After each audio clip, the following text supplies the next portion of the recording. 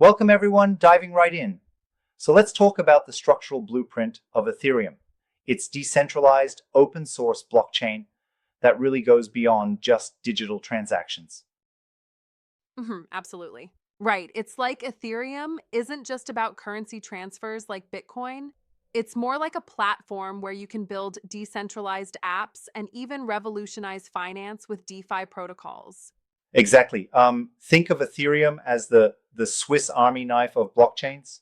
It supports smart contracts that power decentralized exchanges, lending, borrowing, you name Yeah. it. And it all starts with Ether, its native coin, which isn't merely a currency. It's actually used for gas fees, which pay for computational work. Right, exactly. Gas fees essentially function as transaction costs. One interesting bit is that these fees are measured in units like Wei and Gwei. For instance, one Gwei is a billionth of an Ether, making it super handy for everyday transactions on the network. True. It's fascinating because gas fees became notorious at one point. Like in 2020, they peaked so high that simple transactions could run over $50. Yep, and that really pushed the community to innovate. With the EIP 1559 upgrade in 2021, as part of the London hard fork, Ethereum moved to a fee market where you have a base fee, a tip or priority fee, and even a max fee Yeah, parameter. that definitely helped streamline things. So let me get this straight. The base fee is a sort of mandatory minimum cost, while the tip gives you a faster processing time if you're in a hurry, right? Correct. It's like you're at a restaurant. The base fee is your obligatory payment, and the tip is if you want extra service speed. And oh, the max fee ensures that if you overbid, the extra amount gets Right. refunded. Clever design. Now, shifting gears a bit, let's discuss the nodes on the Ethereum network. They really are the backbone, aren't they? Yeah, nodes are crucial. You've got light nodes that just check block headers, a bit like a quick scan, then full nodes that store the whole blockchain history and verify transactions, and finally archive nodes that, well, keep every detail forever.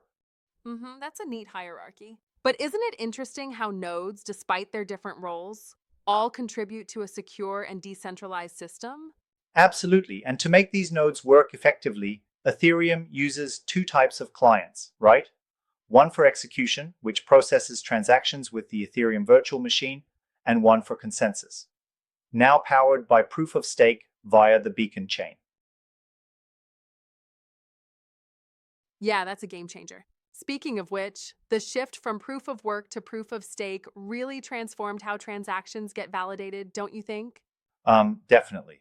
It's like switching from a marathon runner competing tirelessly against everyone to a system where validators stake their ETH and are randomly chosen, making it far more energy efficient. Much more sustainable. Though I have to respectfully challenge one point here. Some critics argue that despite these improvements, the gas fees and network congestion still pose challenges for everyday users. What do you think? That's a fair challenge. It's true that while upgrades like EIP 1559 brought down fees significantly, nowadays around 23.91 GWAI on average, during high network demand, fees can still spike. However, the dynamic fee adjustment and the expanding compressing block mechanism help mitigate some of those swings. Yeah, that's reassuring, though not entirely perfect. Right, it's a balancing act. Now let's dive into the two main types of accounts on Ethereum: externally owned accounts and contract accounts. Exactly. Externally owned accounts, or EOAs, are like standard bank accounts, controlled by private keys. Anyone with the key can manage the account's funds. Then you've got contract accounts which, well, run on smart contracts. It's like they're automated agreements that execute when certain Very conditions cool are concept. met. And these smart contracts, once deployed, can't be changed, right? That immutability is what gives them that extra level of trust and transparency. Correct. Smart contracts are permanent, almost like a handwritten note etched in stone on the blockchain. They eliminate the need for intermediaries and, frankly, offer immense security benefits. Yeah, imagine not having to worry about middlemen tampering with your agreement. And all of this runs on the Ethereum virtual machine, which is Turing complete. It can execute just about any program, provided there's enough gas to cover the computational cost. Exactly. The EVM is like the brain of Ethereum. It maintains the state, processes smart contracts, and ensures that every operation returns the same result given the same inputs, which is critical for consensus. Consistency is key. Now, moving over to consensus again, the whole transition to proof of stake, I can't help but be impressed by how validators are chosen based on the amount they stake. It's fundamentally a different philosophy than the energy hogging proof of work.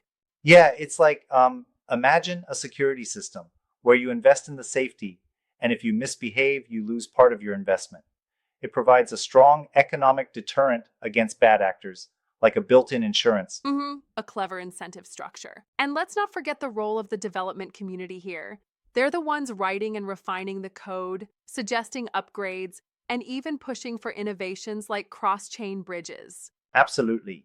This community, made up of coders, enthusiasts, and experts, is what fuels Ethereum's continuous evolution. They tackle issues like scalability and interoperability head on, allowing Ethereum to operate with like a living organism that keeps adapting over time. From innovation at its finest. One last thing, the role of nodes and clients really encapsulates the decentralized ethos of Ethereum. They distribute responsibility across a global network, which makes it really robust against failures. Yeah, it's like a big global team effort where every node and client plays a part in maintaining the integrity and security of the blockchain, keeping it decentralized and resilient. Truly impressive. So, in summary, from its multi layered fee structure, robust node ecosystem, to its versatile EVM running immutable smart contracts, Ethereum is not just a blockchain. It's a comprehensive platform capable of supporting a thriving ecosystem of decentralized applications. Right? And it's all about pushing boundaries and evolving continuously. There's always room for improvement and innovation. It's like each new upgrade is a step toward a more accessible and efficient blockchain. Exactly, the journey never really stops. And as more developers join in, we can expect even more creative solutions, especially with ideas like wrap tokens and cross chain bridges that promote interoperability between blockchains. Yeah, it really is an exciting time for blockchain technology. With Ethereum leading the charge, we're looking at a future where decentralized applications could become mainstream, transforming industries along the way. And that future is already starting to take shape. I'd say the architectural components of Ethereum not only showcase technical brilliance, but also underscore a philosophy of decentralization and innovation. Absolutely. And it's a reminder that even complex systems can be designed to be user focused and extensible. It's like a blueprint that's continuously being redrafted by a global community of passionate contributors, all pushing the envelope on what's possible. Really inspiring. And with that, we wrap up our discussion on Ethereum's architectural components. It's been a fascinating dive into a system that truly redefines digital interactions. Thanks for the great insights. Thanks for being part of this conversation. It's always a pleasure to explore these intricate yet innovative ideas. Until next time.